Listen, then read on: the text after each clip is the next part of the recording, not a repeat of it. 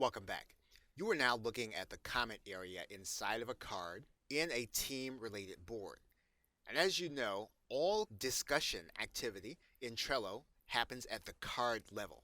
So anything that happens, you want the people who are on your team to see the activity and then take part in any discussion. This is going to be especially true when progress depends on files that you have uploaded.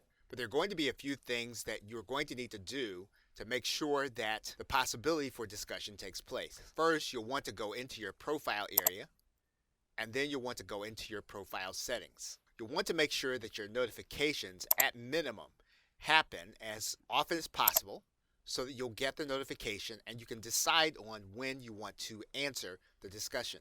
You'll also want to require any team members to have this notification feature enabled in their account. One of the other things you can do is to go inside of your board menu and you can grab the link that is available and you can post it where your other team members are actually going to see it.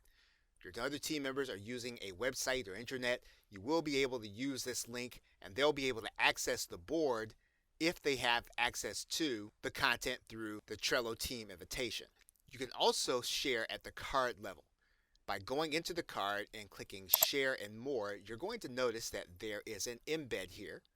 And we can actually embed this code someplace where our team is going to be able to see it. In fact, we can paste the code inside of a WordPress post or page and publish that page. And then team members would have clickable access to that particular card through a specific website. What you are attempting to do with your activity, as well as making the cards and boards available, is to encourage discussion by making sure team members are notified of all relevant action and conversation. Okay, so with that, thanks, and I will see you in another video.